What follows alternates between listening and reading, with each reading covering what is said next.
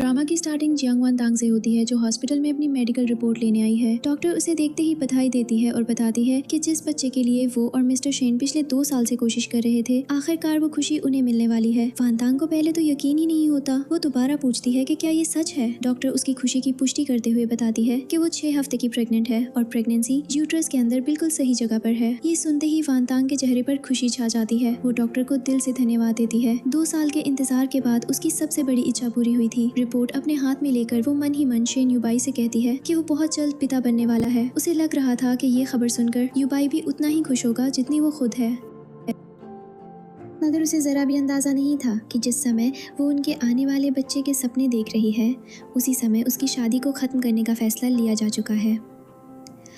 उधर शेन युबाई किसी से पूछ रहा होता है कि डाइवोर्स एग्रीमेंट तैयार हुआ या नहीं। सामने से उसे बताया जाता है कि लॉयर शेन एग्रीमेंट को पुराने शेन रेजिडेंस में भेज चुका है और अब केवल उसकी पत्नी के सिग्नेचर का इंतज़ार है। ये बात सुनकर वान तांग के पैरों तले ज़मीन खिसक जाती है। अभी कुछ देर पहले तक वो युबाई को प्रेगनेंसी की खुशखबरी देने जा रही थी, लेकिन अब उसे पता चलता है कि युबाई उससे डाइवोर्स लेना चाहता है। युबाई के पास मौजूद चेन शुयाओ से पूछती है कि क्या वो सच में आज ही वान तांग से एग्रीमेंट साइन करवाना चाहता है। आखिर उनकी शादी को 2 साल हो चुके हैं, इसलिए शायद वान तांग इतनी आसानी से इस फैसले को स्वीकार न कर पाए। मगर युबाई ठंडे स्वर में कहता है कि वान तांग के पास मना करने का कोई अधिकार नहीं है। उसके लिए ये 2 साल पुरानी शादी शुरू से ही एक गलती थी। शुयाओ खुद को मासूम दिखाते हुए कहती है कि वो युबाई पर डिवोर्स के लिए दबाव नहीं बना रही। उसे केवल इस बात का डर है कि अगर वो आगे शेन फैमिली के साथ रही तो लोग तरह तरह की बातें करेंगे। वो पुरानी कार एक्सीडेंट का जिक्र करती है और कहती है कि सभी लोग मानते हैं कि युबाई की वजह से ही उसकी हालत ऐसी हुई थी। लेकिन जब तक वान तांग उसकी पत्नी बनी रहेगी, तब तक शेन फैमिली में शुयाओ की अपनी जगह क्या होगी। वान तांग बाहर खड़ी उनकी बातें सुन रही होती है। उसे समझ आ जाता है कि इन दोनों ने सब कुछ पहले से तय कर रखा था। वो अकेली ही बेवकूफ़ों की तरह युबाई के साथ अपने और बच्चे के भविष्य के सपने देख रही थी। अंदर युबाई शुयाओ को ज़्यादा ना सोचने के लिए कहता है और भरोसा देता है कि वो उसे जवाब देगा। शुयाओ फिर पूछती है कि अगर वान तांग ने डिवोर्स से इनकार कर दिया तो क्या होगा। युबाई पूरे विश्वास से कहता है कि वो ज़रूर साइन करेगी, क्योंकि उसकी माँ हॉस्पिटल में भर्ती है और उसका इलाज जारी रखने के लिए शेन फैमिली के पैसों पर निर्भर है। शुयाओ पूछती है कि क्या आंट लिन की बीमारी के सहारे वान तांग को मजबूर किया जाएगा। युबाई इसे मजबूरी का नाम देने से इनकार करता है। उसके अनुसार वान तांग खुद समझ जाएगी कि उसके लिए क्या ज़्यादा ज़रूरी है।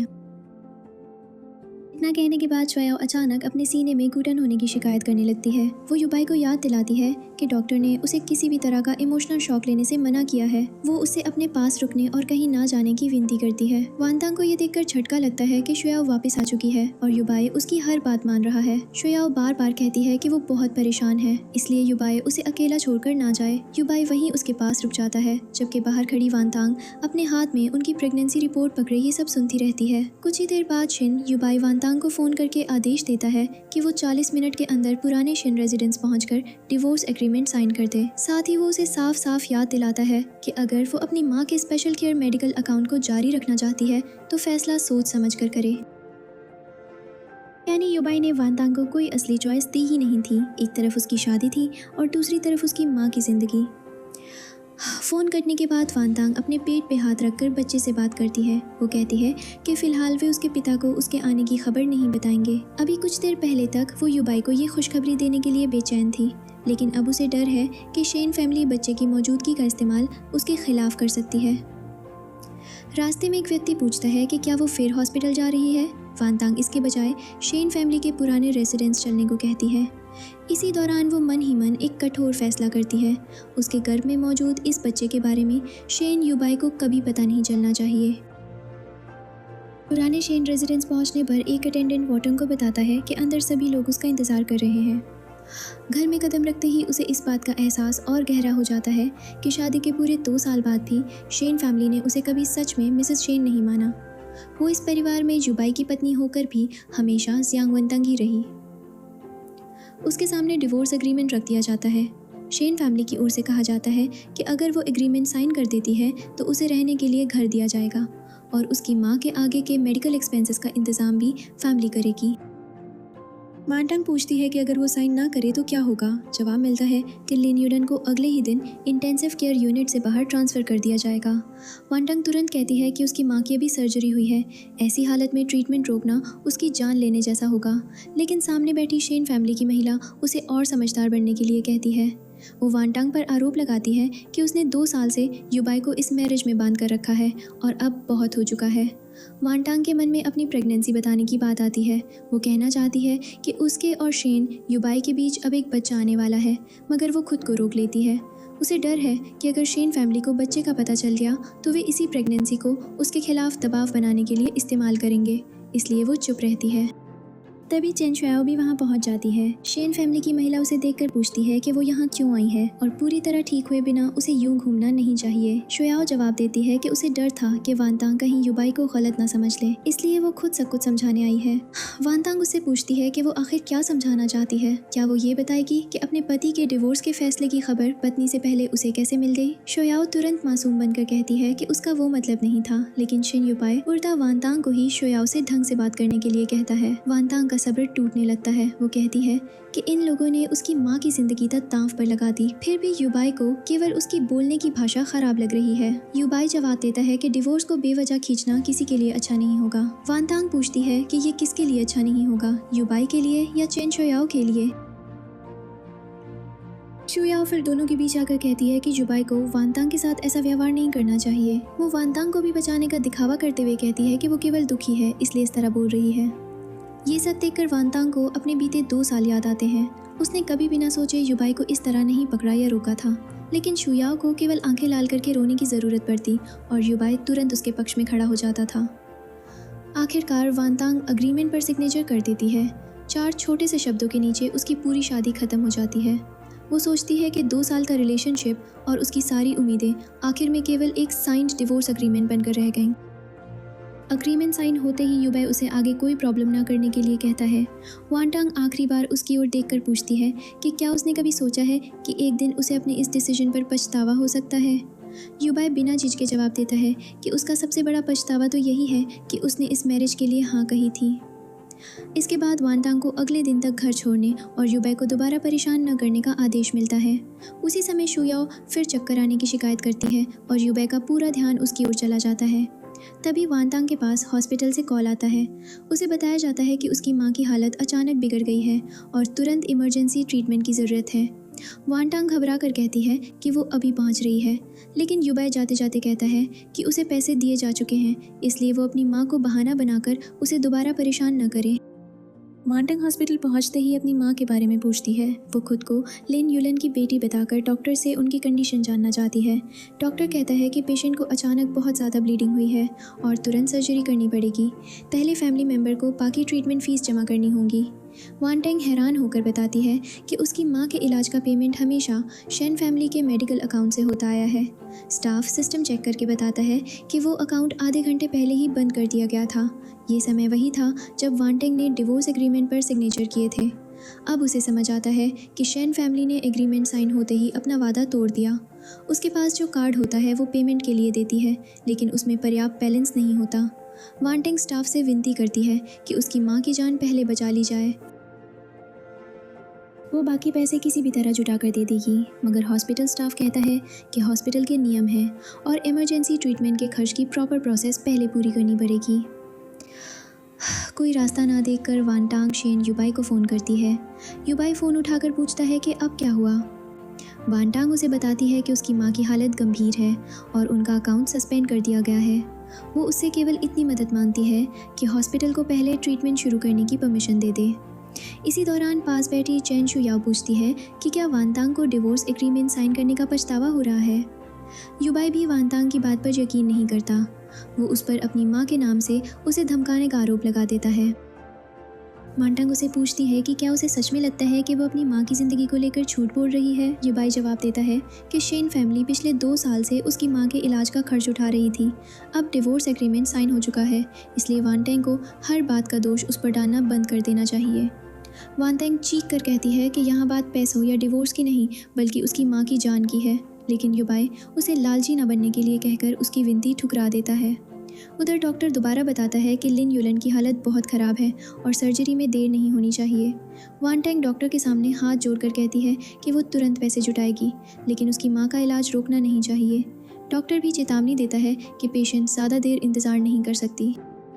इसी तनाव के बीच हॉस्पिटल स्टाफ वानतांग की बिगड़ती हालत नोटिस करता है। वानतांग दर्द और कमजोरी के बावजूद बस यही दोहराती रहती है कि पहले उसकी माँ को बचाया जाए। तभी उसके शरीर से ब्लीडिंग शुरू हो जाती है। स्टाफ समझ जाता है कि वो प्रेग्नेंट है और उसे तुरंत इमरजेंसी रूम की ओर ले जाता है। वानतांग की हालत देखकर भी शुरुआत में कोई कहता है कि वो केवल एक्टिंग कर रही है, मगर वानतांग दर्द में अपने पेट को संभालते हुए बच्चे से माफ़ी मांगती है।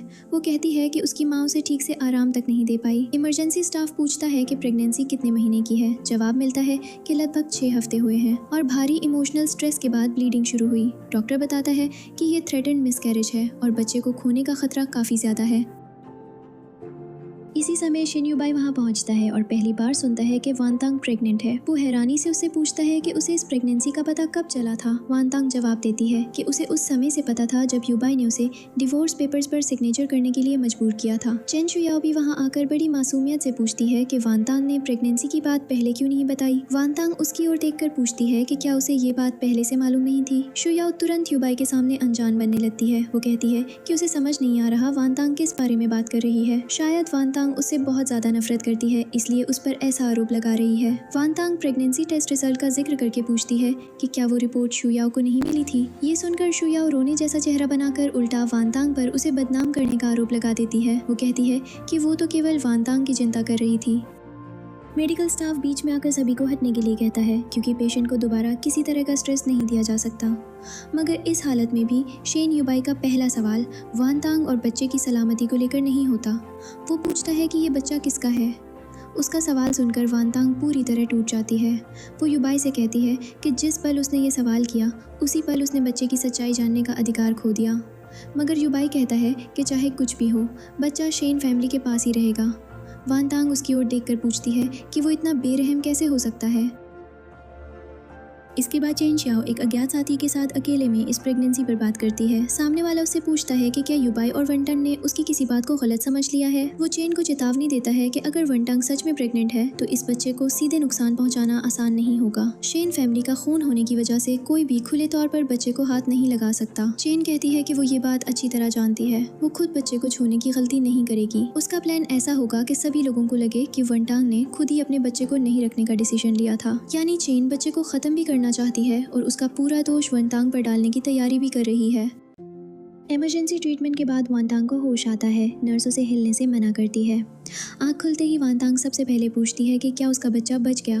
नर्स बताती है कि फ़िलहाल प्रेगनेंसी सुरक्षित है, लेकिन खतरा पूरी तरह टला नहीं है। डॉक्टर ने साफ कहा है कि वानतांग को अब दोबारा कोई इमोशनल शॉक नहीं लगना चाहिए। बच्चे की स्थिति जानने के तुरंत बाद वानतांग अपनी माँ के बारे में पूछती है। वो बेड से उठकर उनके पास जाना चाहती है, लेकिन नर्स उसे रोकती है। वो याद दिलाती है कि अभी कुछ देर पहले ही उसे ब्लीडिंग हुई थी, इसलिए उसका उठना सुरक्षित नहीं है। वानतांग कहती है कि उसकी माँ के अलावा उसका कोई नहीं बचा। वो उनकी हालत जाने बिना शांत नहीं रह सकती। आखिर नर्स उसे बहुत सावधानी से आगे ले जाने लगती है और लगातार धीरे चलने के लिए कहती है। कुछ देर बाद डॉक्टर लिन युलन के फैमिली मेंबर को बुलाता है। वनटंग तुरंत पूछती है कि उसकी माँ कैसी हैं। डॉक्टर बताता है कि फ़िलहाल उन्हें खतरे से बाहर निकाल लिया गया है, लेकिन उनकी कंडीशन अभी स्थिर नहीं है। आगे की ऑब्जर्वेशंस और मेडिसिन्स में कोई रुकावट नहीं आनी चाहिए। बाकी फ़ीस भी जल्द से जल्द जमा करनी होगी और मेडिकल अकाउंट दोबारा डीएक्टिवेट नहीं होना चाहिए। इसी दौरान अकाउंट फिर से चालू कर दिया जाता है। वनटंग को इस बात पर भी कड़वाहट महसूस होती है। वो सोचती है कि शेन फैमिली पहले किसी की सांस लगभग रोक देती है और फिर आखिरी पल में उसे थोड़ी सी राहत देकर खुद को मददगार समझती है। शेन युबाई और चेन शुयाओ भी वहाँ पहुँच जाते हैं। शुआओ मीठी आवाज़ में कहती है कि युबाई और वनटंग दोनों अभी गुस्से में हैं, इसलिए वनटंग की बातों का बुरा नहीं मानना चाहिए। वनटंग उससे पूछती है कि वो यहाँ क्यों आई है। शाओ कहती है कि वो केवल उसकी चिंता कर रही थी। वनटंग उसकी इस बात पर भरोसा नहीं करती। स्थिति ऐसी हो जाती है कि युबाई उल्टा वनटंग से पूछता है कि क्या वो फिर उससे शाओ के सामने माफ़ी मंगवाना चाहती है। वनटंग को समझ आ जाता है कि उसकी माँ और उसका बच्चा दोनों ज़िंदगी के लिए लड़ रहे हैं, फिर भी युबाई को शाओ की भावनाएं ज़्यादा ज़रूरी लग रही हैं। डॉक्टर थोड़ी देर के लिए फैमिली मेम्बर को लिन युलन से मिलने की अनुमति दे देता है। वनटंग अपनी माँ के पास पहुँचती है। लिन युलन को होश आते ही पता चल जाता है कि वनटंग प्रेग्नेंट है। वो बेटी को सावधान करते हुए कहती है कि शेन फैमिली को बच्चे की पूरी सच्चाई नहीं पता चलनी चाहिए। लिन युलन वनटांग से शेन फैमिली छोड़कर बच्चे के साथ दूर चले जाने के लिए कहती है। वनटांग पूछती है कि अगर वो चली गई तो उसकी माँ का क्या होगा। लिन युलन कहती है कि वो अपनी बेटी की ज़िंदगी बर्बाद करवाकर खुद जीवित नहीं रहना चाहती। वो कोई बोझ नहीं है। वो वनटांग को अपनी बात मानने और बच्चे को लेकर यहाँ से जाने के लिए कहती है। वनटांग स्वीकार करती है कि वो डरी हुई है, लेकिन अब उसे जाना ही होगा। उसकी माँ उसे साफ समझाती है कि वो अपनी ज़िंदगी ऐसे लोगों के भरोसे नहीं छोड़ सकती जो जब चाहें इलाज का अकाउंट बंद कर दें। लिन युलन से मिलने के बाद एक हॉस्पिटल वर्कर वनटांग से पूछती है कि क्या वो सच में अपनी माँ को किसी दूसरे हॉस्पिटल में ट्रांसफ़र करना चाहती है। वो बताती है कि जब आंटी लिन हॉस्पिटल में केयर गिवर का काम करती थी तब उन्होंने उसकी मदद की थी और उसके साथ बहुत अच्छा व्यवहार किया था। इसी वजह से वो आज वानटांग की मदद करना चाहती है। वो वानटांग को समझाती है कि शेन फैमिली का मेडिकल अकाउंट भरोसे के लायक नहीं है। अगर वे आज इसे रोक सकते हैं तो किसी भी दूसरे दिन दोबारा रोक सकते हैं। वानटांग पूछती है कि क्या कोई और रास्ता मौजूद है। हॉस्पिटल वर्कर उसे चेंगनान रिहैबिलिटेशन हॉस्पिटल के चैरिटेबल बेड्स के बारे में बताती है। वहाँ की सुविधाएं इस हॉस्पिटल से काफ़ी ख़राब हैं, लेकिन सबसे बड़ा फ़ायदा ये है कि उन बेड्स और अकाउंट्स पर शेन फैमिली का कंट्रोल नहीं है। वानटांग बिना ज़्यादा देर किए माँ को वहीं ट्रांसफ़र करने का फ़ैसला कर लेती है। उसे चेतावनी दी जाती है कि आंट लिन अभी अभी खतरे से बाहर आई हैं और उनकी कंडीशन पूरी तरह स्टेबल नहीं है। इस समय ट्रांसफ़र करना रिस्की हो सकता है। मगर वानतांग कहती है कि इस हॉस्पिटल में रहना उससे भी ज़्यादा खतरनाक है। यहाँ शेन फैमिली कभी भी उनका ट्रीटमेंट रोक सकती है। डॉक्टर बताता है कि ट्रांसफ़र से पहले रिस्क डिस्क्लोजर फॉर्म पर सिग्नेचर करने होंगे। वानतांग तुरंत साइन करने के लिए तैयार हो जाती है। उसे ये भी बताया जाता है कि चेंगनान का चैरिटी बेड केवल 3 महीने तक मिल पाएगा। हॉस्पिटल वर्कर कहती है कि वो पहले मिस जूजियांग से अपॉइंटमेंट अरेंज कर देगी। वानतांग अपने आगे के लिविंग एक्सपेंसेस के लिए रखे पैसे भी माँ के इलाज में लगाने का फैसला करती है। उसके लिए अभी सबसे ज़रूरी केवल ये है कि उसकी माँ जीवित रहें। वो कहती है कि पहले उसकी माँ बचेंगी तभी उसका अपना कोई भविष्य हो सकता है। लिन युलन को चुपचाप ट्रांसफ़र करने की तैयारी करते हैं। हॉस्पिटल के नर्स और डॉक्टर मिलकर लिन युलन को चुपचाप ट्रांसफ़र करने की तैयारी करते हैं। नर्स वानटेंग को शेन फैमिली की निगरानी से बचाने के लिए कवर देती है, जबकि डॉक्टर एम्बुलेंस अरेंज करवाता है। मेन एंट्रेंस पर शेन फैमिली के लोग पहरा दे रहे थे, इसलिए उन्हें वहां से ले जाना संभव नहीं था। लिन युलन की फाइल में ट्रांसफ़र को एक सामान्य नाइट टाइम इंस्पेक्शन के रूप में दर्ज किया जाता है। वानटेंग खुद अपनी अनकॉन्शियस माँ के साथ अंडरग्राउंड पैसेज तक जाती है। एम्बुलेंस के दरवाजे बंद होने तक लिन युलन को होश नहीं आता। वानटेंग उन्हें जाते हुए देखकर अपनी माँ से कहती है कि वो पहले चली जाएं, वो बहुत जल्द उनके पास पहुंच जाएगी। इस समय उसे अपनी माँ को खुद से दूर भेजना पड़ रहा था, लेकिन यही एक तरीका था जिससे उनका इलाज शेन फैमिली के कंट्रोल से बाहर जारी रह सकता था।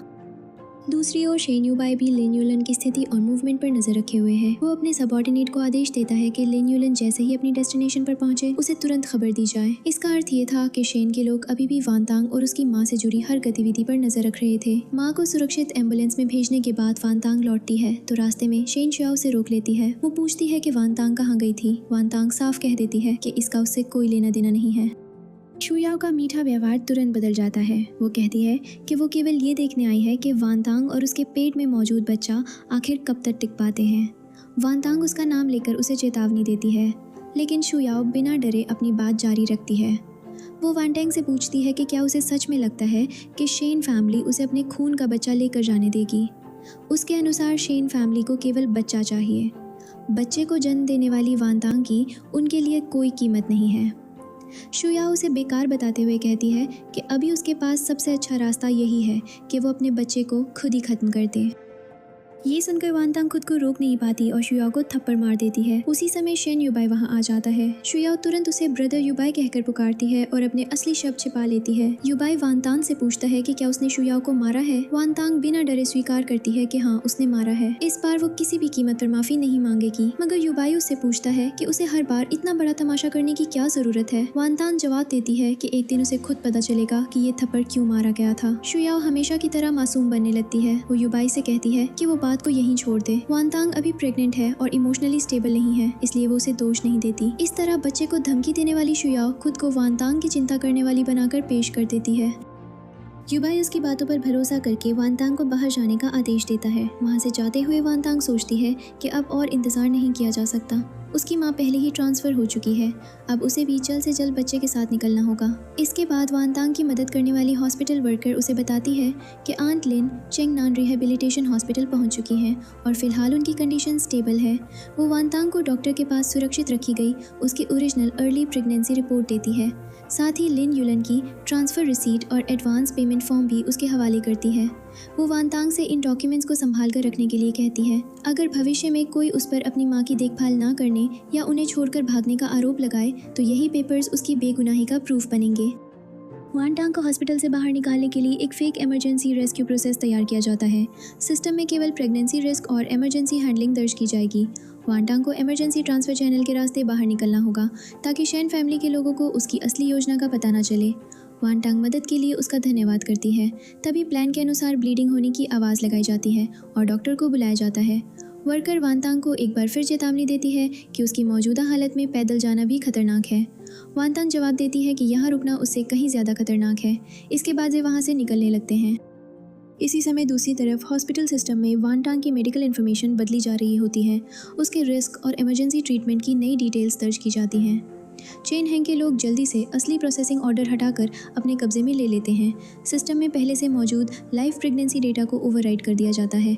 उनका मकसद साफ था, अगर वानतांग कभी वापस लौटे तो वो ये साबित न कर पाए कि उस समय उसका बच्चा जीवित था। इस तरह केवल वानतांग को भगाने की कोशिश नहीं हो रही थी, बल्कि उसके बच्चे के अस्तित्व को ऑफिशियल रिकॉर्ड से पूरी तरह मिटाया जा रहा था। वानतांग को आखिर खबर मिलती है कि लिन युलान हॉस्पिटल में एडमिट हो चुकी हैं और उनके वाइटल साइंस फ़िलहाल स्टेबल है। ये सुनकर उसे थोड़ी राहत मिलती है। वो अपने पेट पर हाथ रखकर बच्चे से कहती है कि अब वे दोनों यहाँ से जा सकते हैं। उधर शिन युबाई को रिपोर्ट दी जाती है कि जियांग वनतंग से जुड़ा मामला संभाल लिया गया है। युबाई को लगता है कि शिन फैमिली से दूर हो जाने के बाद वनतंग सुरक्षित रहेगी, मगर उसे ये नहीं पता था कि वनतंग पहले ही अपनी माँ को दूसरे हॉस्पिटल में ट्रांसफ़र करवा चुकी है। उसे ये भी नहीं मालूम था कि वनतंग उस बच्चे को अपने साथ लेकर जा रही है, जिसके बारे में जल्द ही सभी को लगेगा कि वो बचा ही नहीं। माँ और अपने अजल में बच्चे को बचाने के बाद वनतंग शिन युबाई की दुनिया से पूरी तरह गायब हो जाती है। 5 साल बीत जाते हैं। वानतांग अब अपने 5 साल के बेटे जियांग सिंगिए के साथ रहती है। सिंगिए अपनी माँ से पूछता है कि ज़रूरी काम पूरा होने के बाद क्या वो अपने नए स्कूल जा पाएगा। वानतांग उसे बताती है कि रिहेबिलिटेशन रजिस्ट्रेशन और स्कूल एनरोलमेंट प्रोसेस पूरा होते ही वे वहाँ जा सकेंगे। इसके लिए वानतांग हॉस्पिटल रिकॉर्ड काउंटर पर पहुंचकर 5 साल पहले का अपना बर्थ रिकॉर्ड और बच्चे के शुरुआती इम्यूनाइजेशन रिकॉर्ड्स मांगती है। स्टाफ सिस्टम चेक करता है, मगर उसे बताया जाता है कि जियांग वानतांग के नाम पर किसी लाइव बर्थ का रिकॉर्ड मौजूद ही नहीं है। वानतांग पूछती है कि इसका क्या मतलब है। स्टाफ फाइल दिखाकर बताता है कि 5 साल पहले उसके नाम पर प्रेगनेंसी से जुड़ा ट्रीटमेंट तो दर्ज है, लेकिन उसके बाद बच्चे के जन्म का कोई रिकॉर्ड नहीं है। अगर उसे ओरिजिनल डेटा निकलवाना है तो उस समय वाले हॉस्पिटल की ऑथराइजेशन या बच्चे की लीगल गार्डियनशिप का प्रूफ देना होगा। ये बात वानतांग के लिए ठंडा पानी के झटके जैसी होती है। वो समझ जाती है कि 5 साल पहले बनाया गया फेक मिसकैरेज रिकॉर्ड केवल एक झूठी एंट्री नहीं था। किसी ने सिस्टम से उसके बेटे जियांग शिंगिए के पूरे अस्तित्व को मिटा दिया था। वानतांग नीचे अपने बेटे की ओर देखती है। शिंगिए को अभी तक कुछ समझ नहीं आया था। वो चुपचाप अपना डायनासोर टॉय पकड़े हुए अपनी माँ को देख रहा था। बच्चे की मासूमियत देखकर वानतांग का दिल भर आता है, लेकिन प्रॉब्लम यहीं ख़त्म नहीं होती। स्टाफ आगे बताता है कि लिन युलन की हॉस्पिटल ट्रांसफ़र हिस्ट्री भी अधूरी है। सिस्टम में केवल इतना दिखाई देता है कि इमरजेंसी ट्रीटमेंट के बाद उनका मेडिकल अकाउंट बंद हुआ था। इसके बाद किसी दूसरे हॉस्पिटल में एडमिशन, रिहेबिलिटेशन या रिकवरी का कोई रिजल्ट मौजूद नहीं है। वानतांग पूछती है कि उसकी माँ का ट्रांसफ़र रिकॉर्ड कैसे गायब हो सकता है। 5 साल पहले उसने अपनी जान खतरे में डालकर 2 लोगों को बचाया था, अपनी माँ और अपने बच्चे को, लेकिन आज सिस्टम में उसका बच्चा ऐसा दिख रहा था जैसे वो कभी पैदा ही नहीं हुआ, जबकि उसकी माँ के रिकॉर्ड्स ऐसा दिखा रहे थे जैसे वानतांग ट्रीटमेंट के बीच उन्हें छोड़कर भाग गई हो। तभी पीछे से कोई वनटंग को नाम लेकर पुकारता है। वो पलटती है और 5 साल बाद शिन युबाई को अपने सामने पाती है। 5 वर्षों में युबाई पहले से ज़्यादा शांत और संभला हुआ दिखाई देता है, लेकिन वनटंग के लिए वो अभी भी वही आदमी था जिसने उसे प्रेगनेंसी की हालत में अकेला छोड़ दिया था। शिंगे अपनी माँ से पूछता है कि यह आदमी कौन है। वनटंग ठंडे स्वर में कहती है कि किसी स्ट्रेंजर का नाम जानने की उसे ज़रूरत नहीं है, मगर युबाई की नज़र बच्चे से हट नहीं रही होती। वो शिंगे की उम्र पूछता है। वनटंग उसे रास्ता छोड़ने के लिए कहती है, लेकिन बातों के बीच ये साफ हो जाता है कि बच्चा 5 साल का है। युबाई के सामने वही उम्र थी जो वनटंग की प्रेगनेंसी और उसके अचानक गायब होने के समय से सीधा जुड़ती थी। अपने बेटे के गायब बर्थ रिकॉर्ड और मां के अधूरे ट्रांसफ़र रिकॉर्ड को लेकर वेंटांग के अंदर दबा हुआ गुस्सा अचानक बाहर आने लगता है। वो युबाई को जनरल मैनेजर शेन कहकर अपने और उसके बीच की दूरी साफ कर देती है। वो शिंगे को लेकर वहाँ से जाने लगती है। बच्चा पूछता है कि क्या उसकी माँ की तबीयत ख़राब है। वेंटांग खुद को संभाल कर कहती है कि वो बिल्कुल ठीक है। शिंगे बताता है कि वो अंकल लगातार उसे घूर रहा था। वेंटांग उसे समझाती है कि भविष्य में उस आदमी से दूर रहना है। शिंगे अपनी माँ की बात मान लेता है। वहाँ से निकलते हुए वांतांग समझ जाती है कि युबाई को शिंगे की उम्र देखकर शक हो चुका है। अब उसे जल्द से जल्द सभी ज़रूरी प्रोसीजर्स पूरे करके शिंगे को जियांगचेंग से दूर ले जाना होगा। लेकिन एडमिनिस्ट्रेटिव स्टाफ उसे बताता है कि बच्चे का लॉन्ग टर्म रिहेबिलिटेशन रजिस्ट्रेशन फिलहाल प्रोसेस नहीं हो सकता। आर्काइव सेंटर में उसके डेटा को एबनॉर्मल दिखाया जा रहा है। इतना ही नहीं, किसी ने ऑफिशियल ऑब्जेक्शन भी सबमिट किया है और शिंगे की आइडेंटिटी पर सवाल उठाया गया है। वांतांग पूछती है कि ऑब्जेक्शन किसने डाला। जवाब मिलता है कि ये शेन फैमिली के सुपरवाइजर की ओर से आया है। मिसेस शेन के लॉयर ने एप्लीकेशन सबमिट की है। हालांकि ये शेन युबाई ने खुद नहीं किया। वांतांग पहले से जानती थी कि शेन फैमिली उसके बच्चे को आसानी से नहीं छोड़ेगी, मगर उसे अंदाज़ा नहीं था कि वे इतनी जल्दी एक्शन लेंगे। तभी शेन फैमिली का रिप्रेजेंटेटिव उसे मिसेस जियांग कहकर संबोधित करता है और बच्चे को लेकर शेन रेजिडेंस लौटने का आदेश देता है। वांतांग साफ कहती है कि उसका शेन फैमिली से कोई कनेक्शन नहीं है। सामने वाला जवाब देता है कि बच्चे का शेन फैमिली से रिलेशन है या नहीं, इसकी जांच अभी बाकी है। शिंगे घबराकर पूछता है कि वे कहाँ जा रहे हैं। वांतांग उसका हाथ पकड़कर कहती है कि सबसे पहले उन्हें यहाँ से निकलना होगा। वांतांग शिंगे को लेकर वहाँ से निकलने की कोशिश करती है, लेकिन बाहर शेन फैमिली के लोग उनका रास्ता रोक लेते हैं। परिवार की एक एल्डर वुमेन शिंगे का चेहरा देखकर कहती है कि वो बचपन के शेन युबाई से बहुत मिलता है। वो वांतांग से पूछती है कि ये बच्चा आखिर किसका है। वांतांग जवाब देती है कि उसका बेटा किसी भी तरह शेन फैमिली से जुड़ा हुआ नहीं है। एल्डर वुमन ताना मारते हुए पूछती है कि अगर बच्चा सच में उनसे रिलेटेड नहीं है तो वांतांग इतनी डरी हुई क्यों है। इसके बाद वो अपने लोगों को, माँ और बच्चे दोनों को पकड़कर आइडेंटिटी वेरिफिकेशन के लिए ले जाने का आदेश देती है। शिंगे डर जाता है, लेकिन वांतांग उसे अपने पास रखकर कहती है कि घबराने की ज़रूरत नहीं है क्योंकि उसकी माँ उसके साथ है। शेन फैमिली के लोग उन्हें छूने ही वाले होते हैं कि पीछे से युबाई की आवाज़ आती है। वो सख्ती से पूछता है कि उनमें से किसकी हिम्मत है वांतांग या उसके बच्चे को हाथ लगाने की। एल्डर वुमन युबाई से कहती है कि 5 साल पहले वांतांग ने सभी को धोखा देकर बताया था कि उसका बच्चा नहीं रहा। अब 5 साल बाद वो इतने बड़े बच्चे को लेकर वापस आई है तो उसकी बात पर दोबारा भरोसा कैसे किया जा सकता है। वांतांग कहती है कि उसने शेन फैमिली का कुछ नहीं लिया और ना ही वो उनका कुछ बकाया रखती है, मगर एल्डर जवाब देती है कि वांतांग खुद ये तय नहीं कर सकती कि वो फैमिली की कर्जदार है या नहीं। इसी दौरान युबाई वहाँ पहुँचकर दोबारा साफ करता है कि किसी को भी शिंगे को छूने की परमिशन नहीं है। एल्डर उसे पूछती है कि क्या वो वांतांग को बचा रहा है। युबाई जवाब देता है कि वो एक बच्चे को बचा रहा है। वो शेन फैमिली को अपने लोगों को कंट्रोल में रखने की चेतावनी देता है और कहता है कि बच्चे की सच्चाई वो खुद पूरी तरह इन्वेस्टिगेट करेगा। वांतांग उसकी ओर देखकर याद दिलाती है कि 5 साल पहले भी उसने यही कहा था कि वो सच का पता लगाएगा, लेकिन उस जांच का नतीजा क्या हुआ था ये आज दोनों के सामने है। वांतांग शिंगे को लेकर चली जाती है। उसके बाद असिस्टेंट युबाई को बताता है कि फैमिली की एल्डर ने अपने लॉयर के जरिए टेम्परेरी गार्जियनशिप पर ऑब्जेक्शन दर्ज कराया है। युबाई उसे तुरंत हटाने का आदेश देता है। असिस्टेंट कहता है कि फैमिली की एल्डर शायद उसकी बात ना माने। तब युबाई डिसीजन लेता है कि जांच बच्चे से नहीं बल्कि 5 साल पुराने हॉस्पिटल रिकॉर्ड से शुरू होगी। वो उन सभी रिकॉर्ड्स को निकलवाने का आदेश देता है जो वांतांग की प्रेगनेंसी, उसके कथित मिसकैरेज और लिन जिलान के ट्रीटमेंट से जुड़े थे। उसी शाम जियांग वांतांग अपने बेटे सिंगे को सुलाने के बाद लिविंग रूम में अकेली बैठती है। वो जैसे ही अपना फ़ोन खोलती है, स्क्रीन पर एक एनोनिमस एक्सपोजे दिखाई देता है जो लोकल सोशल मीडिया पर तेज़ी से वायरल हो चुका था। उस पोस्ट की हेडलाइन में दावा किया गया था कि जियांग वांतांग ने 5 साल पहले अपने मिसकैरेज का झूठ बोला था। इसके बाद वो शेन फैमिली के खून से जुड़े एक बच्चे को चोरी छिपे लेकर भाग गई और अब फैमिली की प्रॉपर्टी हासिल करने के इरादे से जियांगचेंग वापस आई है। पहले आरोप से वांतांग संभल भी नहीं पाती कि उसे दूसरी पोस्ट दिखाई देती है। उसमें कहानी को और भी गलत तरीके से पेश किया गया था। लिखा था कि डिवोर्स के समय वांतांग ने बड़ी सेटलमेंट ली और पैसों के साथ शहर छोड़ दिया। यहाँ तक कहा गया कि उसने अपनी गंभीर रूप से बीमार माँ की भी परवाह नहीं की।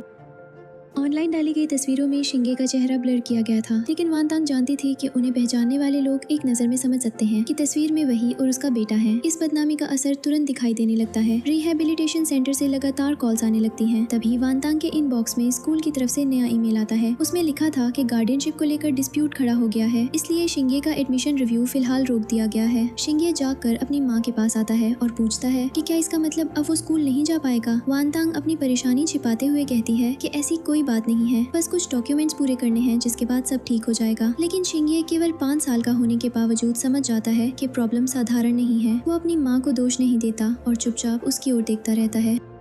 उसकी यही समझदारी वेंटांग का दिल और दुखा देती है, क्योंकि जिस बच्चे को स्कूल जाने के बारे में सोचना चाहिए था, उसे अपनी आइडेंटिटी साबित करने की चिंता करनी पड़ रही थी। दूसरी तरफ चेन शुयाओ को खबर मिलती है कि शेन युबाई ने 5 साल पुराने हॉस्पिटल रिकॉर्ड्स की जांच शुरू कर दी है। वो चेन हंग से पूछती है कि पुराने रिकॉर्ड्स पूरी तरह साफ किए गए थे या नहीं। चेन हंग उसे भरोसा दिलाता है कि उस समय हॉस्पिटल की फाइल्स और सिस्टम रिकॉर्ड्स को पहले ही बदल दिया गया था, लेकिन शुयाओ कोई रिस्क लेने को तैयार नहीं होती। वो उसे एक बार फिर सारे रिकॉर्ड्स साफ करने और तुरंत एक्शन लेने का आदेश देती है। चेन के साथ मौजूद व्यक्ति कहता है कि शिंगे को शेन फैमिली में आने देना बहुत बड़ा खतरा होगा। 5 साल पहले जियांग वानतांग का बच जाना और उसके बच्चे का भी सुरक्षित रहना पहले ही उनकी उम्मीद के खिलाफ था। शुयाओ कहती है कि उस समय जो हुआ वो एक एक्सीडेंट था, मगर इस बार वो कोई नया सरप्राइज नहीं होने देगी। वो लिन युलन के रिकॉर्ड्स की भी गहराई से जांच करवाने को कहती है। शुयाओ चाहती है कि हर किसी को यही लगे कि वानतांग ने अपनी माँ को छोड़ दिया और डिवोर्स के पैसे लेकर भाग गई थी। चेन हंग उसे चेतावनी देता है कि लिन युलन की पुरानी ट्रांसफ़र रिसीप्ट शायद पूरी तरह नष्ट नहीं हुई थी। शुयाओ का जवाब साफ होता है, अगर वो डॉक्यूमेंट अभी भी मौजूद है तो ऐसा इंतज़ाम किया जाए कि शेन युबाई उसे कभी ढूंढ ना सके। वानतांग के पास चिंगनान रिहैबिलिटेशन हॉस्पिटल की एक पुरानी नर्स का कॉल आता है। नर्स उसे बताती है कि कोई व्यक्ति 5 साल पहले लिन युलान के हॉस्पिटल ट्रांसफ़र से जुड़ी इन्फॉर्मेशन मांगने आया था। उस व्यक्ति के पास शेन फैमिली की ऑथराइजेशन भी थी, इसलिए वहाँ मौजूद लोग समझ गए कि फैमिली पुराने रिकॉर्ड्स तलाश रही है। वानतांग तुरंत पूछती है कि क्या उस समय के ओरिजिनल डॉक्यूमेंट्स अभी भी सुरक्षित हैं। नर्स कहती है कि ओरिजिनल पेपर्स मौजूद हैं, मगर सिस्टम का बैकअप किसी ने हासिल कर लिया है। ये सुनकर वानतांग को उन डॉक्यूमेंट्स की असली अहमियत समझ आती है। 5 साल पहले उसे लगा था कि वे कुछ पेजेस केवल ये साबित करने के काम आएंगे कि उसने अपनी माँ को अबैंडन नहीं किया था, मगर आज वही पेपर्स उसकी और उसके बेटे की सुरक्षा का एकमात्र सहारा बन गए थे। मंटन नर्स से उन डॉक्यूमेंट्स को बहुत संभाल कर रखने की विनती करती है। नर्स उसे भरोसा देती है कि लिन युलन ने पुराने समय में उसकी मदद की थी, इसलिए वो किसी को भी वे पेपर्स नष्ट नहीं करने देगी। कॉल खत्म होने के बाद वानतांग अपने मन में डिसीजन लेती है कि 5 साल पहले उसे एक बार मजबूर करके सब कुछ छोड़ने पर विवश किया गया था, मगर इस बार वो पीछे नहीं हटेगी। कोई भी उससे उसके बेटे को नहीं छीन पाएगा। वानतांग सिंगे के लीगल डॉक्यूमेंट्स पूरे करवाने के लिए फिर संबंधित ऑफिस पहुंचती है। वहां स्टाफ उससे कहता है कि वे उसकी मदद करना चाहते हैं, लेकिन बच्चे की लीगल आइडेंटिटी और गार्डियनशिप पर डिस्प्यूट दर्ज है।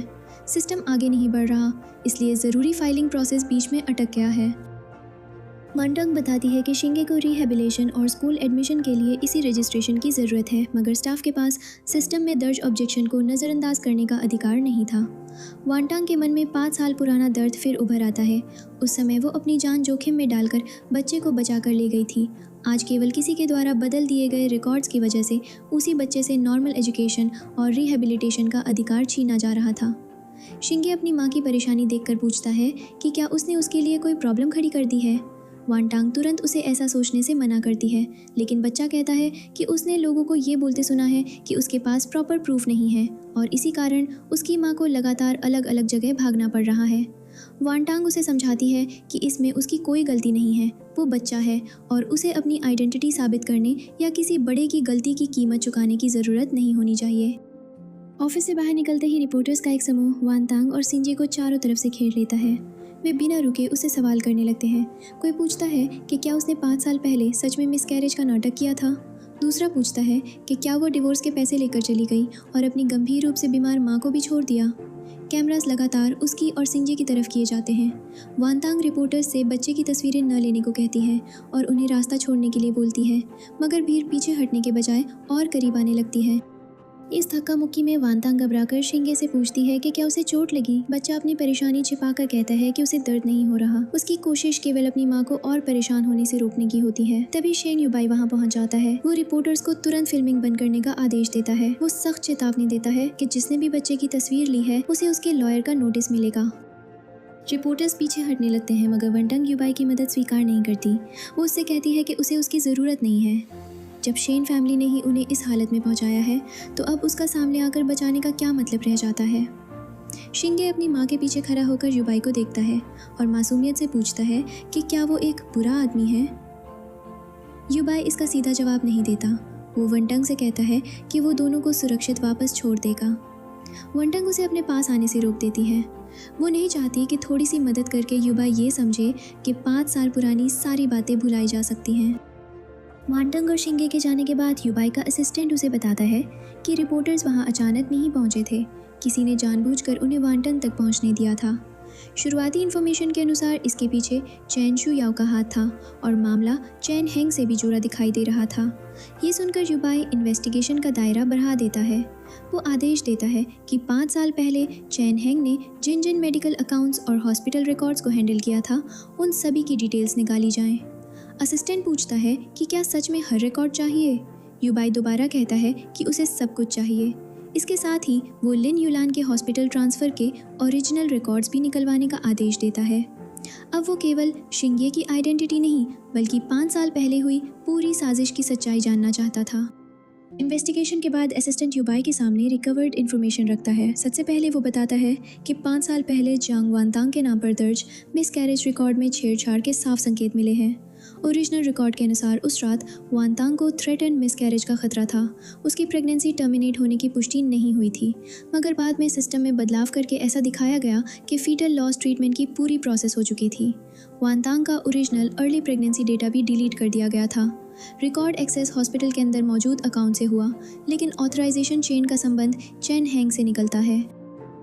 हैरानी से चैन हेंग का नाम दोहराता है। असिस्टेंट बताता है कि लोकल डेटा एक बार साफ किया गया था फिर भी उसे रिकवर किया जा सकता है क्योंकि हॉस्पिटल के ऑफलाइन सर्वर पर उसका बैकअप मौजूद था। ऊपर से लॉग इन ड्यूटी डॉक्टर के अकाउंट से हुआ था लेकिन असली आईपी एड्रेस चैन हेंग के ऑफिस का निकला। ये सुनकर युबे को याद आता है कि चैन हेंग पिछले 10 साल से उसके साथ काम कर रहा था। 5 साल पहले भी उसी ने युबे को बताया था कि जियांग वनतंग से जुड़ा मामला पूरी तरह हैंडल हो चुका है। युबे अपने असिस्टेंट से बाकी इन्फॉर्मेशन जारी रखने को कहता है। असिस्टेंट बताता है कि लिन युलान के ट्रीटमेंट अकाउंट में करीब 6 महीने पहले से एबनॉर्मल एक्टिविटी मौजूद थी। अकाउंट फ्रीज करने का आदेश हॉस्पिटल ने नहीं दिया था। परमिशन शेन फैमिली के इंटरनल फाइनेंशियल इंटरफेस से आई थी। जांच में उस व्यक्ति का नाम शेन चेंग फेंग सामने आता है।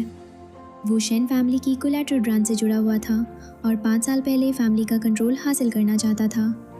लिन युलान और जियांग वानतांग को धमकाने वाली योजना से भी उसका कनेक्शन था। असिस्टेंट एक और महत्वपूर्ण बात बताता है। जिस रात वानतांग गायब हुई उसी रात उसने चेंगनान रिहेबिलिटेशन हॉस्पिटल में लिन युलान के ट्रीटमेंट की एडवांस पेमेंट जमा की थी। उसने ये रकम डिवोर्स सेटलमेंट की पहली पेमेंट से दी थी। रिकॉर्ड साबित करते हैं कि लिन युलान को उस रात चुपचाप चेंगनान रिहेबिलिटेशन हॉस्पिटल के चैरिटी बेड पर ट्रांसफ़र किया गया था। ट्रांसफ़र रिस्क डिस्क्लोजर फॉर्म पर खुद जियांग वानतांग के सिग्नेचर थे।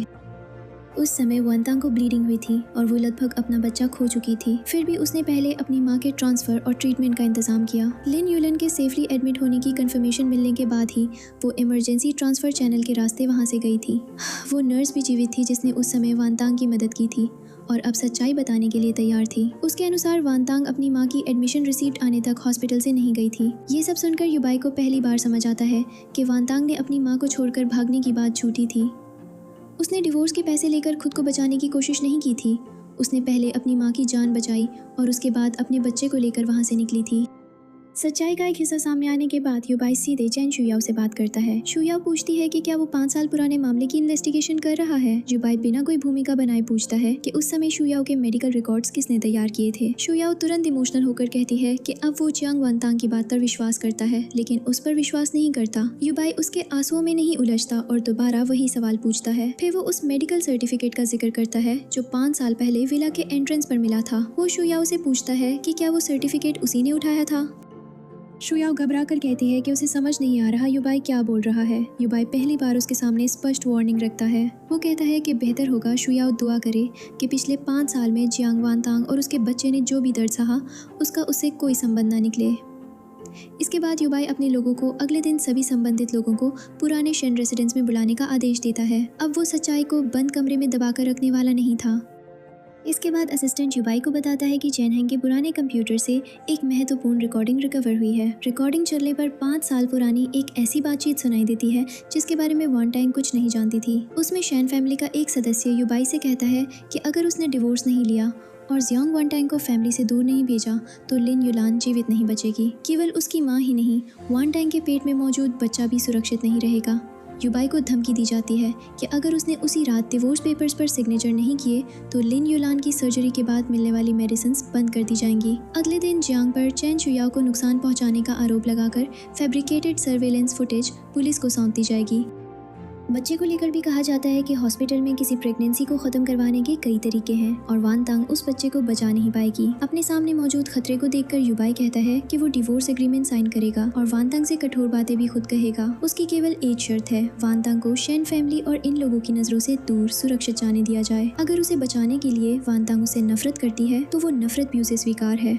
सामने वाला युबाई से कहता है कि उसे अपना नाटक ज्यादा कन्विंसिंग बनाना होगा। वानतांग को जरा भी महसूस नहीं होना चाहिए कि युबाई उसे जाने देने में हिचक रहा है।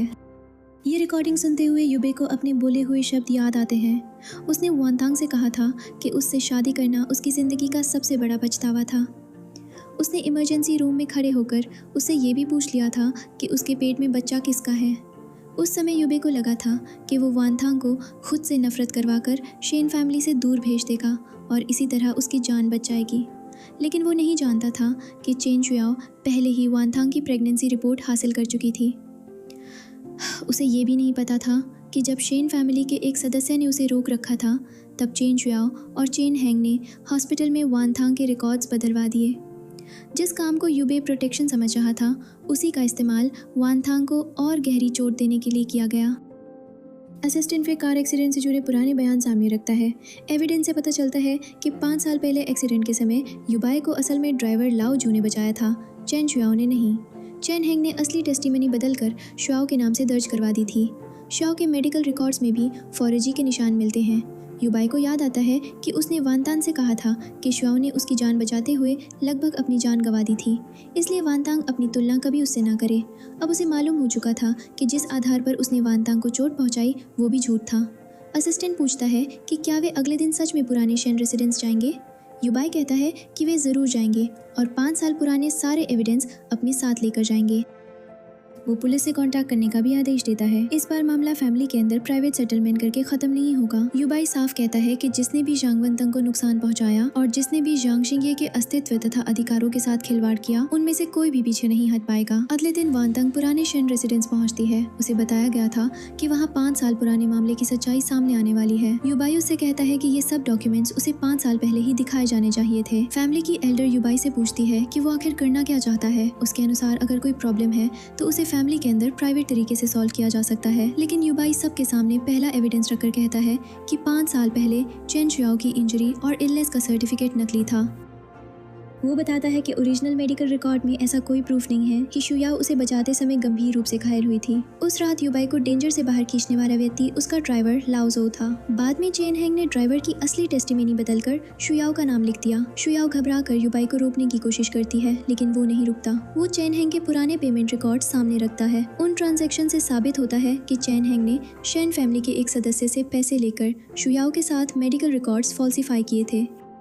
चेंग डर कर कहता है कि उसने जानबूझकर ये सब नहीं किया। शुयाओ भी रोते हुए कहती है कि वो केवल युबाई को खोने से बहुत डरती थी। वानतांग ये सब सुनते हुए 5 साल पुरानी स्थिति याद करती है। उस समय भी केवल शुयाओ के रोने की जरूरत पड़ी थी और पूरा परिवार उसी के पक्ष में खड़ा हो गया था। मगर इस बार युबाई उसके आंसुओं की ओर देखता तक नहीं। इसके बाद युबाई लिन युलन के मेडिकल अकाउंट की डिटेल सामने रखता है। वो बताता है कि अकाउंट हॉस्पिटल ने नहीं रोका था, उसे शेन फैमिली के इंटरनल अथॉरिटी सिस्टम से फ्रीज किया गया था और ऑपरेशन परमिशन फैमिली के ही इंटरफेस से आई थी। शेन फैमिली का सदस्य एविडेंस की सोर्स पर सवाल उठाकर युबाई को सावधान रहने के लिए कहता है। युबाई उसी के सामने वानतांग की बदली हुई प्रेगनेंसी फाइल रख देता है। ओरिजिनल डेटा के अनुसार वॉन्टांग को थ्रेटन मिसकैरेज का खतरा था, लेकिन उसका बच्चा जीवित था। बाद में सिस्टम का इस्तेमाल करके ऐसा रिकॉर्ड बनाया गया जैसे प्रेगनेंसी टर्मिनेट हो गई हो, यानी वॉन्टांग ने फेक मिसकैरेज नहीं किया था, किसी और ने उसके बच्चे के अस्तित्व को रिकॉर्ड से मिटाया था। इसके बाद लिन युलान की ट्रांसफर फाइल दिखाई जाती है। वो उसी रात चेंगनान रिहेबिलिटेशन हॉस्पिटल पहुंची थी। वॉन्टांग ने डिवोर्स सेटलमेंट की पहली पेमेंट अपनी माँ के ट्रीटमेंट पर खर्च की थी। युबाई सबके सामने कहता है कि वॉन्टांग पैसे लेकर भागी नहीं थी, वो खुद ब्लीडिंग की हालत में थी, फिर भी उसने पहले अपनी माँ की जान बचाई। लिन युलान को सेफली ट्रांसफर करवाने के बाद ही वो अपने बच्चे के साथ वहाँ से निकली थी। ये सारे डॉक्यूमेंट्स देखकर वॉन्टांग को उस रात का हर पल याद आने लगता है।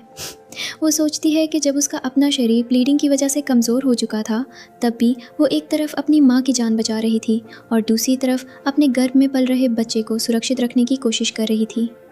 सभी लोगों ने 5 साल तक यही कहा कि वो डिवोर्स के पैसे लेकर भाग गई, मगर केवल वॉन्टांग जानती थी कि उसने लिन युलान के सुरक्षित हॉस्पिटल में एडमिट होने की खबर मिलने तक वहाँ से एक कदम बाहर नहीं रखा था। तभी 5 साल पुरानी रिकवर्ड रिकॉर्डिंग सबके सामने चलाई जाती है। उसमें शेन फैमिली की धमकी सुनाई देती है।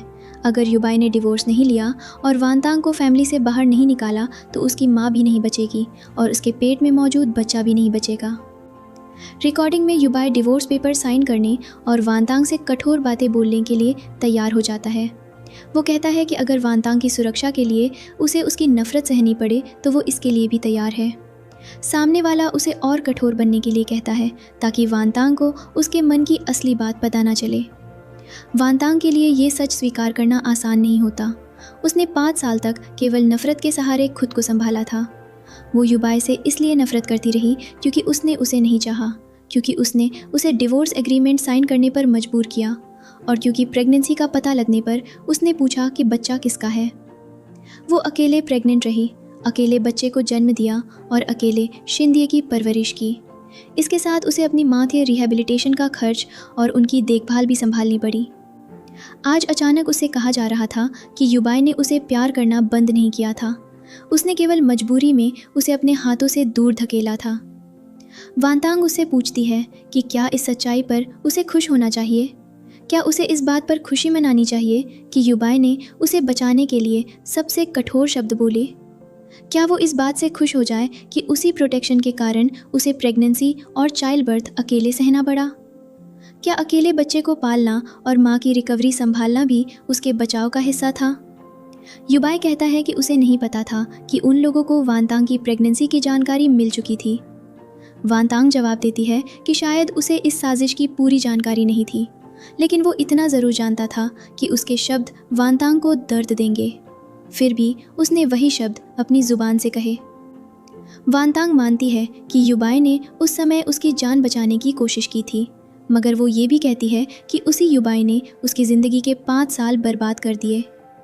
किसी एक अच्छे इरादे से 5 साल का अकेलापन और दर्द खत्म नहीं हो सकता। युबाई कहता है कि वो केवल उसकी माँ और उसकी जान बचा रहा था। वॉन्टांग जवाब देती है कि उन दोनों ने अपने अपने तरीके से किसी को बचाने की कोशिश की थी, लेकिन इस कोशिश के बाद उनके हाथ में केवल 5 साल की नफरत बची। युबाई उससे माफ़ी मांगता है। वॉन्टांग उसे वे 3 शब्द बोलने से रोक देती है। वो कहती है कि 5 साल पहले उसने इस माफ़ी का बहुत इंतज़ार किया था, मगर आज उसे इसकी ज़रूरत नहीं है। पास खड़ा शिंगे अपनी माँ को रोते हुए देखता है और पूछता है कि वो क्यों रो रही है। वॉन्टांग अपने बेटे के सामने खुद को संभालने की कोशिश करती है, लेकिन उसके अंदर मौजूद 5 साल पुराना दर्द पहली बार पूरी तरह बाहर आ चुका था। शेन फैमिली की एल्डर युबाई को चेतावनी देती है कि वो आगे कुछ भी कहने से पहले अच्छी तरह सोच ले। अगर उसने आज फैमिली के अंदर छिपी सारी बातें पब्लिक कर दी तो शेन फैमिली की रेपुटेशन पूरी तरह बर्बाद हो जाएगी। युबाई जवाब देता है कि इस फैमिली ने जियांग वॉन्टांग का जो नुकसान किया है उसका कर्ज बहुत पहले चुका देना चाहिए था।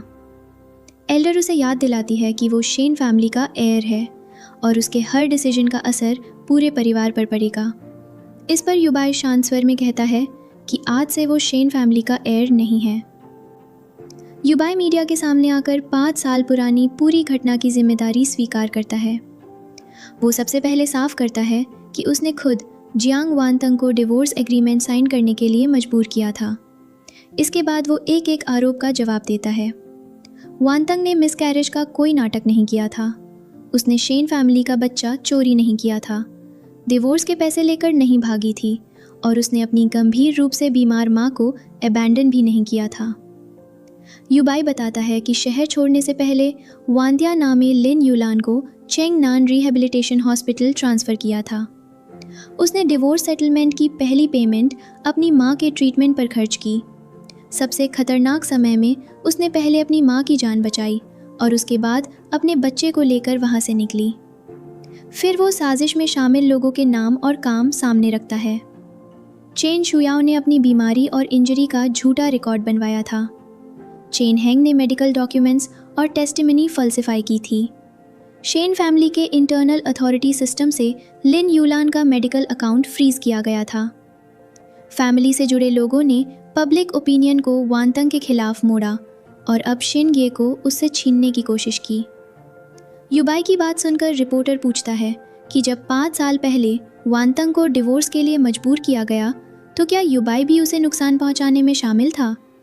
युबाई बिना अपनी गलती छिपाए हाँ कहता है। वो स्वीकार करता है कि वानतंग को चोट पहुंचाने वाली सारी कठोर बातें उसी ने अपने मुंह से कही थीं। उसके पास एक छिपी हुई वजह ज़रूर थी, लेकिन वो वजह उसके व्यवहार को सही नहीं बना देती।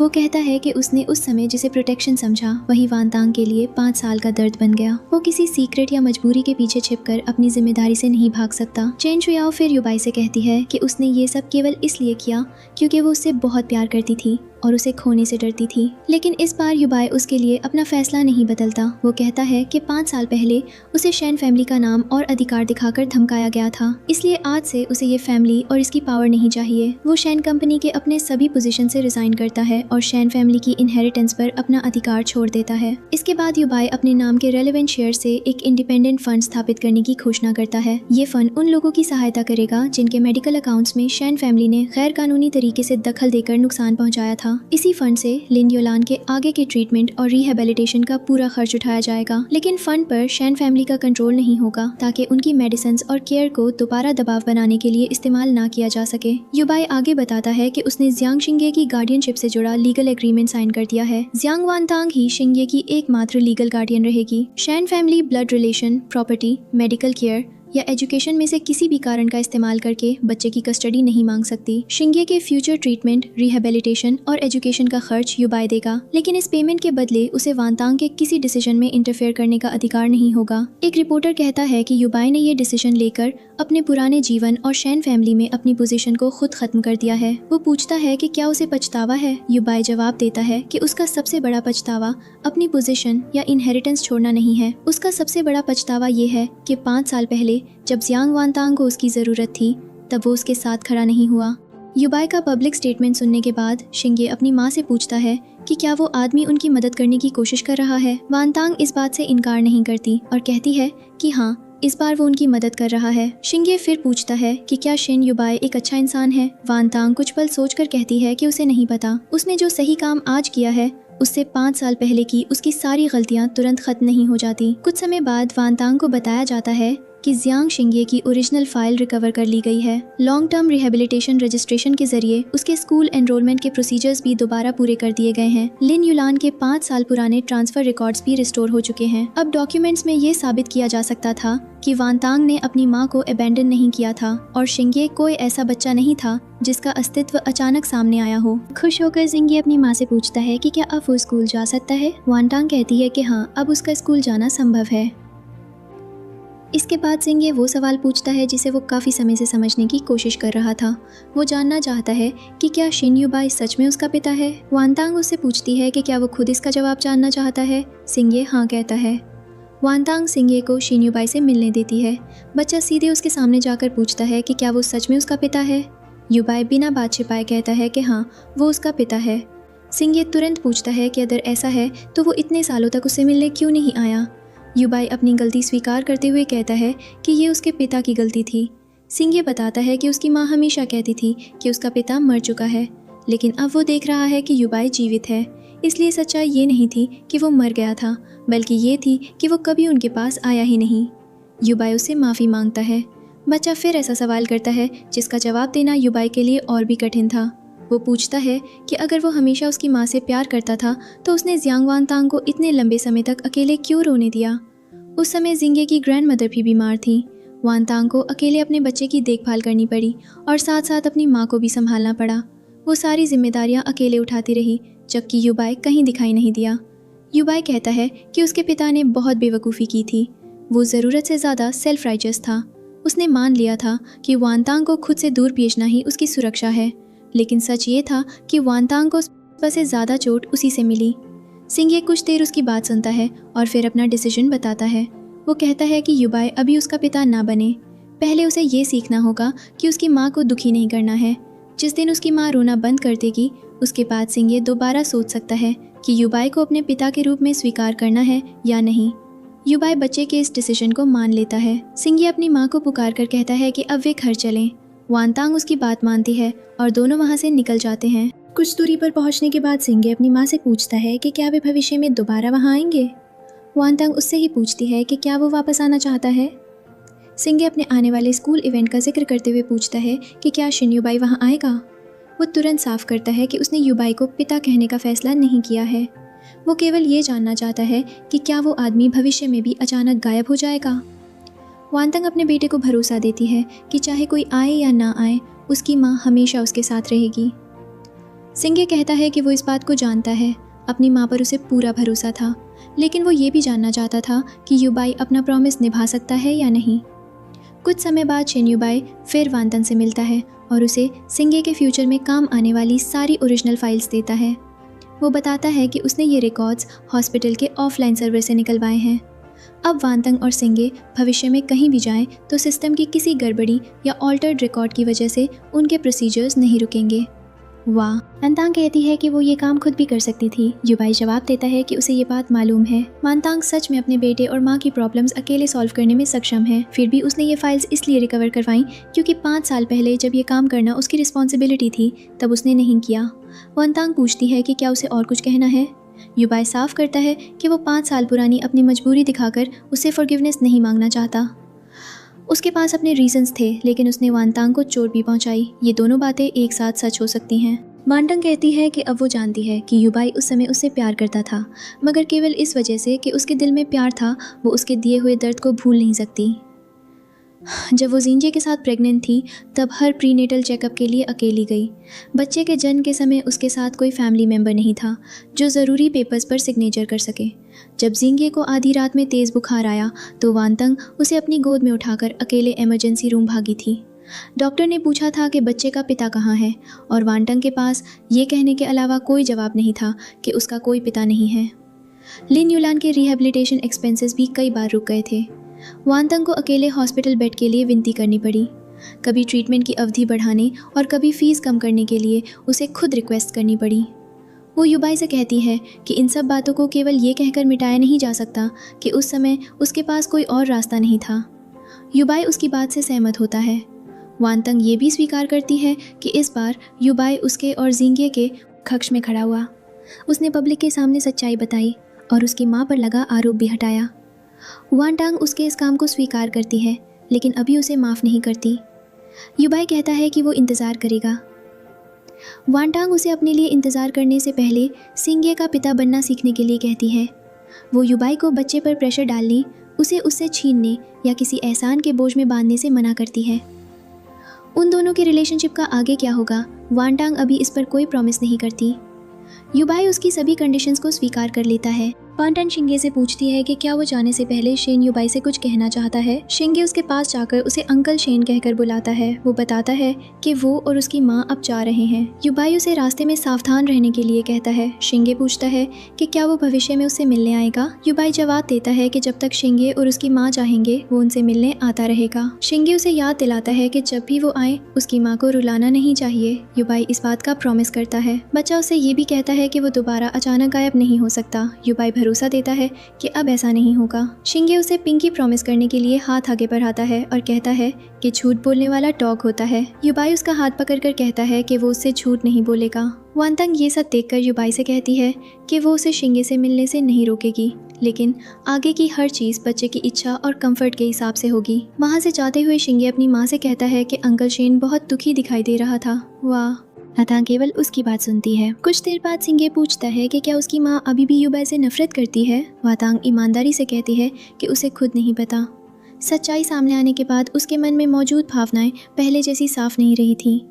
सिंगे अपनी माँ को तुरंत कोई डिसीजन लेने के लिए नहीं कहता। वो समझदारी से जवाब देता है कि वो धीरे धीरे इसके बारे में सोच सकती है।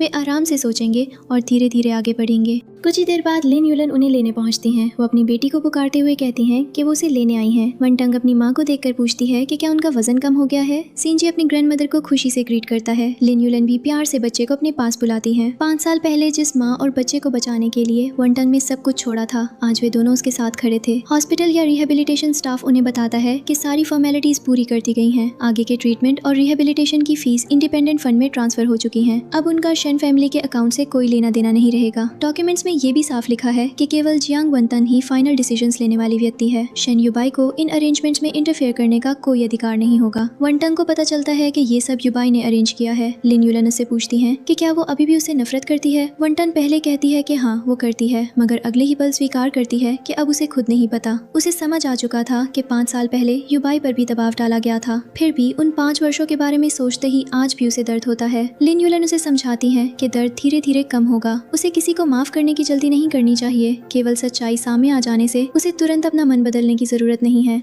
वनटंग सोचती है कि 5 साल पहले उसकी माँ ने उसे बच्चे के साथ शेन फैमिली छोड़ने के लिए कहा था। 5 साल बाद वही माँ न उसे युबाई के पास लौटने के लिए कहती है और न उसे हमेशा के लिए छोड़ देने का फैसला सुनाती है। वो बस वनटंग को अपने समय पर सोचने की सलाह देती है। शिंजे पूछता है कि क्या इस बार वे तीनों साथ जाएंगे। वनटंग जवाब देती है कि इस बार वो अपनी माँ को नहीं छोड़ेगी, अपने बेटे को नहीं छोड़ेगी और खुद को भी नहीं छोड़ेगी। शिंजे मुस्कुराकर कहता है कि एक अच्छी माँ खुद को भी कभी अबेंडन नहीं करती। वनटंग उसकी बात से सहमत होती है। स्कूल जाने का दिन आ जाता है। शिंजे अपनी माँ को धन्यवाद देता है और बताता है कि आज उसे सबके सामने अपना इंट्रोडक्शन देना है। वनटंग उससे पूछती है कि क्या वो डर रहा है। शिंजे सच बोलते हुए कहता है कि उसे थोड़ा डर लग रहा है, लेकिन वो ये कर सकता है। वनटंग उसका कॉन्फिडेंस बढ़ाते हुए कहती है कि उसका शिंजे बिल्कुल ऐसा कर सकता है। तभी शिंजे शेन युबाई को वहाँ देख लेता है। वो अपनी माँ से पूछता है कि क्या वो उसके पास जा सकता। वनटंग उसे परमिशन दे देती है। शिंजे युबाई के पास जाकर खुशी से कहता है कि अंकल शेन सच में आ गया। युबाई जवाब देता है कि उसने आने का प्रॉमिस किया था। युबाई उसके लिए एक चीज लेकर आया था।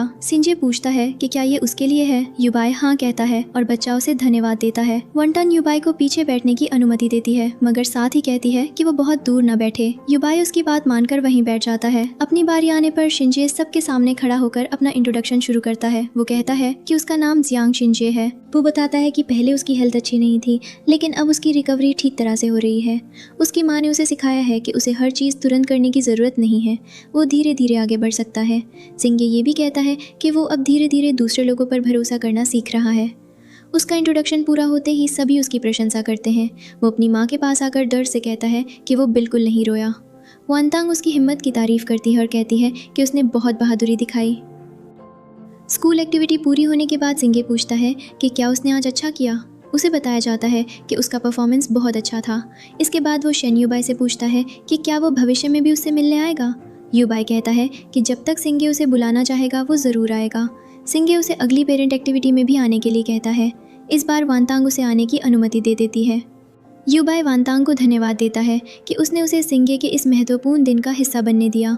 वानतांग साफ करती हैं कि वो ये मौका युबाई के लिए नहीं बल्कि सिंगे को ज़्यादा चॉइसेस देने के लिए दे रही है। युबाई कहता है कि वो इस बात को समझता है। 5 साल बाद वही युबाई स्कूल के पास कुछ दूरी पर खड़ा होकर सावधानी से परमिशन मिलने का इंतज़ार कर रहा था। दोनों के रिलेशनशिप ने एक बहुत लंबा और दर्दनाक रास्ता तय किया था, लेकिन केवल एक अपॉलॉजी से पुराने घाव तुरंत ठीक नहीं हो सकते थे। वानतांग साफ शब्दों में युबाई से कहती है कि उनके बीच की चीज़ें इतनी जल्दी ठीक नहीं होंगी। युबाई जवाब देता है कि वो ये बात जानता है। वो उसे जल्दी करने या कोई फ़ैसला लेने के लिए मजबूर नहीं करेगा। वानतांग भी कहती है कि केवल इसलिए कि युबाई ने अब अपनी पोजीशन, इनहेरिटेंस और पुराना जीवन छोड़कर कीमत चुकाई है, वो उसे तुरंत माफ़ नहीं कर सकती। लेकिन वो अब इस सच्चाई से इनकार भी नहीं करेगी कि इस बार युबाई सच में उसके और शिंगे के साथ खड़ा हुआ। 5 साल पहले की उस बारिश और दर्द से वानतांग आखिरकार बाहर निकल पाई थी। इसका कारण ये नहीं था कि उसने सभी को माफ़ कर दिया। असली कारण ये था कि अब उसे अपनी माँ, अपने बच्चे और अपनी ज़िंदगी की हर जिम्मेदारी अकेले नहीं उठानी पड़ेगी। वानतांग युबाई को बताती है कि अगले महीने शिंगे का एक और रिहेबिलिटेशन असेसमेंट होने वाला है। अगर शिंगे उसे वहाँ बुलाना चाहेगा तो वो युबाई को इसकी इन्फॉर्मेशन दे देगी। युबाई बिना कोई और मांग रखे केवल ठीक है कहता है। शिंगे अपनी माँ की बात सुनकर साफ करता है कि ये फॉरगिवनेस नहीं है, वान तांग भी जानती थी कि पुराने रिलेशनशिप को तुरंत वापस नहीं लाया जा सकता। ये माफ़ी या दोबारा साथ आने का फ़ैसला नहीं था, ये केवल 5 साल देर से हुई एक नई शुरुआत थी। और इसके साथ ही ये ड्रामा यहीं एंड होता है।